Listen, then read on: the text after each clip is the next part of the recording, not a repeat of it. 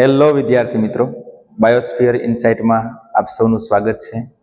મિત્રો, ગયા લેક્ચરની અંદર આપણે પુષ્પનું જે નર પ્રજનનાંગ હતું એની સંપૂર્ણ રચના અને તેની અંદર થતી જે પ્રક્રિયાઓ હતી એના વિશે આપણે ખૂબ સારી રીતે અભ્યાસ કર્યો. હવે આજના લેક્ચરની અંદર આપણે પુષ્પનું જે માદા પ્રજનનાંગ છે કયું હશે? હા, સ્ત્રી કેસર. બરાબર. તો સ્ત્રી કેસરની રચના વિશે છે એ આજના લેક્ચરની અંદર અભ્યાસ કરવાનો છે. તો ચાલો આપણે ફટાફટ સ્ત્રી કેસરની રચના તરફ આગળ વધીએ. તો ધ્યાનથી બધા વિદ્યાર્થી મિત્રો સમજજો. કેમ? નજર બોર્ડ પર જ રહેવી જોઈએ. જો નજર હટી તો દુર્ઘટના ઘટી. વાત કરવાની છે સ્ત્રી કેસર અથવા તો એને બીજું કહેવામાં આવે જાયાંગ. બરાબર. સ્ત્રી કેસરનું બીજું નામ શું છે? જાયાંગ છે. વિદ્યાર્થી મિત્રો, લગભગ તો તમને આ વિડીયો થ્રુ બધું યાદ રહી જ જતું હશે, છતાં તમારે એક વખત વિડીયો જોયા બાદ એનસીઆરટી રીડ કરી લેવી, ધ્યાનથી રીડ કરવી, શબ્દ શબ્દ ચાલવું, જેથી કરીને કોઈ પણ પ્રશ્ન તમને પૂછાય તો તમારા હાથમાંથી જાય નહીં. રાઈટ? તો સ્ત્રી કેસર અથવા જાયાંગની જો વાત કરવામાં આવે તો પહેલો મુદ્દો બેટા આપણે એ લખવો પડે કે અથવા તો સ્ત્રી કેસર જે છે એ પુષ્પનું કેવું પ્રજનનાંગ છે? માદા પ્રજનનાંગ છે.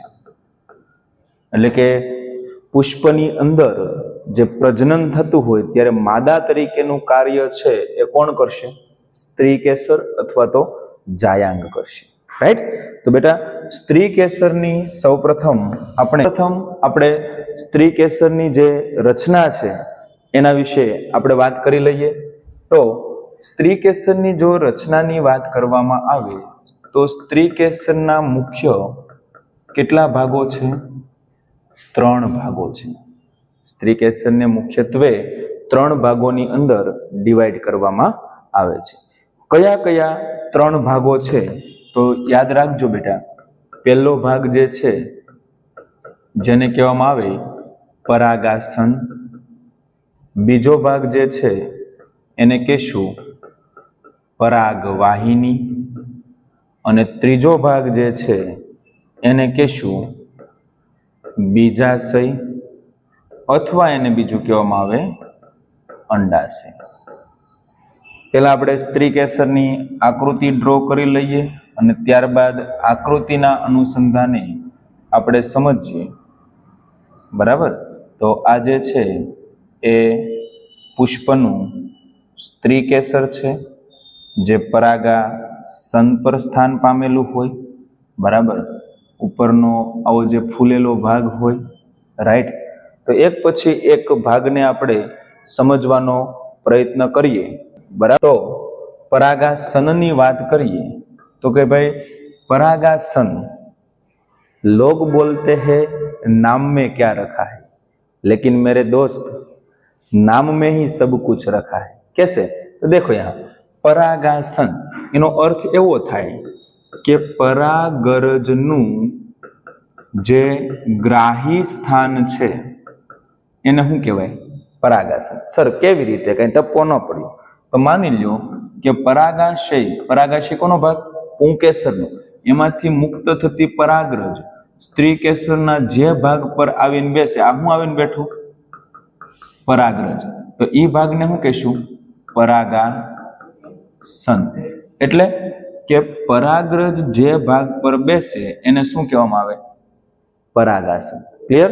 ઓકે. બીજો ભાગ પરાગવાહિની. તો કોને કહેવાય? પરાગાસનની નીચેથી લંબાયેલ, જો આ પરાગાસન છે એની નીચેથી લંબાયેલ પાતળી નાજુક તંતુ જેવી જે રચના છે એને શું કહેવાય?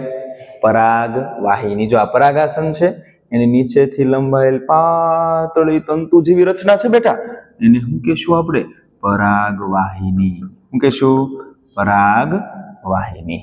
Clear sir? એ પરાગવાહિનીનું કાર્ય શું? તો કે ભાઈ આ પરાગરજમાંથી જે પરાગનલિકા બનશે ને એના વહન માર્ગ તરીકેનું કાર્ય કરે. પરાગરજમાંથી પરાગનલિકા નીકળે એનો વહન માર્ગ કોણ બનાવે? પરાગવાહિની. That's clear? Okay, very good. હવે વાત કરીએ બેટા બીજાશય વિશે. બરાબર? તો બીજાશય કોને કહેવાય? તો સ્ત્રી કેસર જે હોય એનો જે તલસ્થ ફૂલેલો ભાગ છે એને શું કહેવાય? બીજે જો આખું સ્ત્રી કેસર એનો તલસ્થ એટલે નીચેનો જે ભાગ ફૂલેલો છે એને આપણે કહીશું બેટા બીજાશય અથવા કહેવામાં આવે અંડાશય. Right? Yes or no? Yes, very good. આગળ દેખો બેટા કે આ જે બીજાશય છે એનું પોલાણ હોય જેને કોટર કહેવામાં આવે. બીજાશયનું પોલાણ એટલે આ બીજાશય છે એનું પોલાણ આ ભાગ એને આપણે શું કહીએ? કોટર. અને ઈ કોટરની અંદર શું જોવા મળે? તો કે ઈ કોટર અંડક અથવા શું ધરાવે? અંડકો ધરાવે. એટલે કે આ બીજાશયનું જે કોટર છે એની અંદર વિદ્યાર્થી મિત્રો શું જોવા મળશે? અંડક જોવા મળશે, અન્યથા અંડકો જોવા મળશે. ક્લિયર? હા. તો જો આ મેં રેડ કલરમાં ડ્રો કર્યું છે, બરાબર? એને આપણે શું કહીશું? અંડક. અથવા અંડકને બીજું કહેવાય મહાબીજાણુ ધાની. સર એ તો સમજાણું કે બીજાશયની અંદર અંડક હોય, પણ તમે અહીંયા એમ કેમ લખ્યું કે અંડક અથવા અંડકો? જો એક હોય ને તો બેટા અંડક કહેશું. સર કઈ વનસ્પતિમાં એક હોય? તો યાદ રાખવાના, ઉદાહરણ ભૂલાઈને ભૂલો ભલે બીજું બધું, પણ આ ઉદાહરણને ભૂલતા નહીં ભાઈ. હા, ઘઉં હોય, બરાબર, પછી ડાંગર હોય, રાઈટ, અને કેરી હોય, તો એના સ્ત્રી કેસરના બીજાશયની અંદર બેટા માત્ર એક જ અંડક હશે. ભૂલાય ને, MCQ પૂછાઈ જાય અહીંથી. હા, ચાલ. અને સર કઈ વનસ્પતિઓની અંદર, એ રાકેશ સર, કઈ વનસ્પતિની અંદર એક કરતા વધુ અંડકો હોય? હા, એક કરતા વધુ અંડકો હોય તો યાદ રાખવાનું બેટા કયું કયું? પપૈયું ભાઈ. એ ભાઈ પપૈયું કોઈનું નામ નથી ને? હા. બીજું તો કે તરબૂચ. બીજું તો કે તરબૂચ. અને ત્રીજું તો કે ઓર્કિડ. ભૂલાય નહીં, બરાબર? કે જો એક જ અંડક ધરાવતું હોય એવું સ્ત્રી કેસર કયું? તો કે ઘઉંનું, ડાંગરનું અને કેરીનું. અને એક કરતા વધારે અંડકો ધરાવતું હોય એવું સ્ત્રી કેસર કોનું? તો કે પપૈયું, તરબૂચ અને ઓર્કિડ. ભૂલશો? પાકું ને? હા, ભૂલતા નહીં. પાછી હારવાર NCERT વાંચજો. NCERT it is a most important thing for your NEET examination. Yes? Okay, very good. તો આપણે અંડકની વાત કરી. હવે બેટા એક લાઈન ન ભૂલાય. હું ન ભૂલાય? એક લાઈન. કઈ લાઈન સર? લાઈન તો કયો પેલા? તો યાદ રાખો કે અંડક જે છે ને એને બીજું કહેવાય મહાબીજાણુ ધાની. મેં ઉપર લખ્યું છે જો, મહાબીજાણુ ધાની. એ બીજાશયની દિવાલ સાથે, બીજાશયની દિવાલ સાથે આ જે અંડક છે એ કઈ અંદર છૂટા રખડતા ન હોય, રખડતા ન હોય તો એ બીજાશયની દિવાલ સાથે જોડાયેલ હોય. શેના વડે? જરાયુ વડે જોડાયેલ હોય. એના વડે જોડાયેલ હોય? જરાયુ. તો હું દોરું છું, સમજજો. હું દોરું છું જરાયુ. જો આ અંડક, બીજાશયની દિવાલ, જોડાણ કોણ કરે? જરાયુ. જોડાણ કોણ કરે? જરાયુ. ક્લિયર? હા કે ના? હા. તો હું એનું નામ પણ લખી દઉં તમને કે આ જે યલો કલરમાં મેં દોર્યું છે એ શું છે? જરાયુ. સર આ મારું બેટું જરાયુ તો ક્યાંક સાંભળેલો શબ્દ છે ભાઈ. ક્યાં સાંભળ્યો તો? યાદ કરો. 11મા ધોરણની અંદર શું આવ્યું હતું? જરાયુ વિન્યાસ. કોને કહેતા હતા? યાદ કરો કે બીજાશયમાં અંડકોની ગોઠવણીને શું કહેતા હતા? જરાયુ વિન્યાસ. 5 પ્રકાર હતા. હતા ને? ધારાવર્તી, અક્ષવર્તી, ચર્મવર્તી, કેન્દ્રસ્થ, મુક્ત કેન્દ્રસ્થ. તો આ પણ પાછું તમને યાદ રહેવું જોઈએ, એના એક ઉદાહરણ પણ યાદ રહેવા જોઈએ. તો હું તો એવું તમને કહું કે અહીંથી થોડી વાર આપણા ટોપિકને અહીંયા મૂકી અને તમે એના ઉદાહરણોને કોને કેવો જરાયુ વિન્યાસ કહેવાય એ પણ તમે યાદ કરી લેજો. ક્લિયર? ઓકે. તો જરાયુ જોયું આપણે. ઓકે. તો આ વાત થઈ બેટા કોની? સ્ત્રી કેસરની રચના વિશે.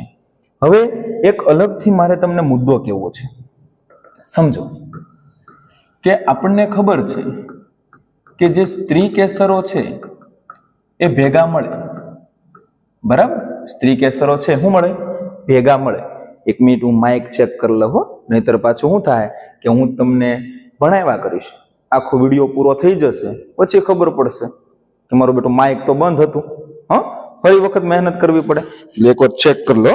હા, ઓકે છે બધું, કઈ મૂંઝાવન થતું નથી. તો સ્ત્રી કેસરો ભેગા મળે બેટા તો એને શું કહેવાય? સ્ત્રી કેસર ચક્ર કહેવાય. રાઈટ? સ્ત્રી કેસરો ભેગા મળશે ત્યારે શું કહેશું આપણે? સ્ત્રી કેસર ચક્ર. ભૂલાય ને, કારણ નો જ ભૂલાય લ્યા. કેમ? તો કે વજ્રપત્રો ભેગા મળે તો કયું ચક્ર બને? બોલતો ભાઈ. હા, વજ્ર ચક્ર.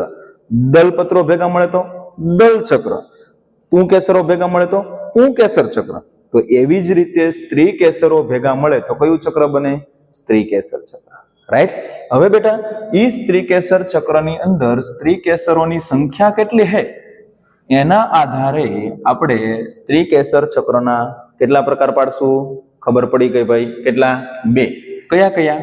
તો એક તો પ્રકાર પાડીએ, એક સ્ત્રી કેસરીય સ્ત્રી કેસર ચક્ર. સ્ત્રી કેસર ચક્ર. રાઈટ? અને બીજું તો કે બીજું ઈ છે ભાઈ બહુ સ્ત્રી કેસરીય સ્ત્રી કેસર ચક્ર. ભૂલાય નહીં હો ભાઈ. હા, ભૂલતા નહીં. લોગ બોલતે હે. હા, તમને ખબર પડી ગઈ. નામમાં શું રાખ્યું? પણ નામમાં જ બધું રાખ્યું. જો એક સ્ત્રી કેસરીય એટલે કે એક જ સ્ત્રી કેસર હોય. સાહેબ એમ નહીં, તમે ઉદાહરણ આપો. એ રાકેશભાઈ ઉદાહરણ આપો તો ઉદાહરણ યાદ રાખો. વટાણા ભાઈ ઈ સમસટાયવમ. બરાબર? ભૂલાય નહીં. એક સ્ત્રી કેસરીય સ્ત્રી કેસર ચક્રનું ઉદાહરણ વટાણા. સર એક વટાણા જ હોય? નહીં, ઘણી બધી વનસ્પતિઓ હોય, પણ અહીંયા તો એક ઉદાહરણ તરીકે લીધું છે. ક્લિયર?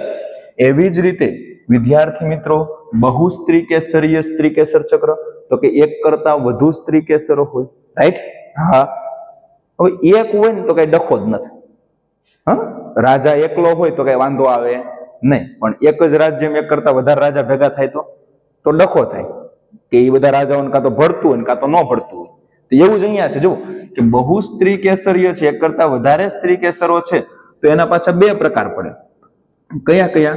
તો એક પડે મુક્ત બહુ સ્ત્રી કેસરીય સ્ત્રી કેસર ચક્ર. સ્ત્રી કેસર ચક્ર. રાઈટ? અને બીજું કયો પ્રકાર પડે ભાઈ? બોલો.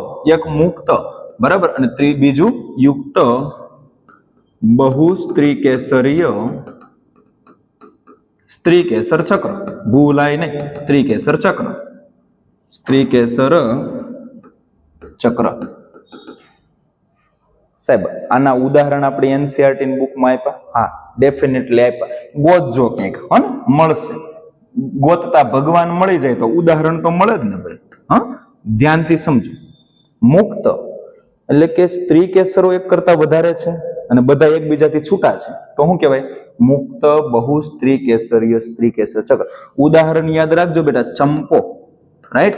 એને બીજું કહેવામાં આવશે માઇકેલિયા. बराबर? नीट वाले हैं ना भाई, नीट वाले ही चंपा पसंद नहीं करते, माइकेलिया पसंद करते हैं, इसलिए याद क्या रखना है? माइकेलिया. याद? ओके. एवी ज रीतना युक्त स्त्री केसरीय अथवा तो युक्त बहु स्त्री केसरीय स्त्री केसर चक्र छे एनु उदाहरण कयुं छे बेटा? अफीण. बराबर? नशाकारक पदार्थ छे, पण अफीण करता याद राखवानुं पापावर. हाँ, पापावर पूछाशे. बराबर? अने तमे बेटा जुओ, तमने बंनेना अहींया फोटोग्राफ्स देखाय छे. बराबर? तो ये फोटोग्राफ्स पण तमारे याद राखवाना छे. ओके? तो આવી રીતના સ્ત્રી કેસર ચક્રના પ્રકારો પણ યાદ રાખી લેવાના. હા, કોઈને કહેતા નહીં પાછા. હા, તો આવી સ્ત્રી કેસરની સરસ મજાની રચના જોઈ. હવે બેટા જે સ્ત્રી કેસરની અંદર જે આ અંડક છે ને અથવા તો મહાબીજાણુ ધાની છે ને એની રચના વિશે આપણે આવતા લેક્ચરમાં અભ્યાસ કરશું. તો બેટા આવતીકાલે બીજો લેક્ચર પણ અપલોડ થશે, તો અવશ્ય જોજો, જોવાનું ભૂલતા નહીં, મજા આવશે. ઓકે, આવીએ, મળીએ આવતા લેક્ચરમાં.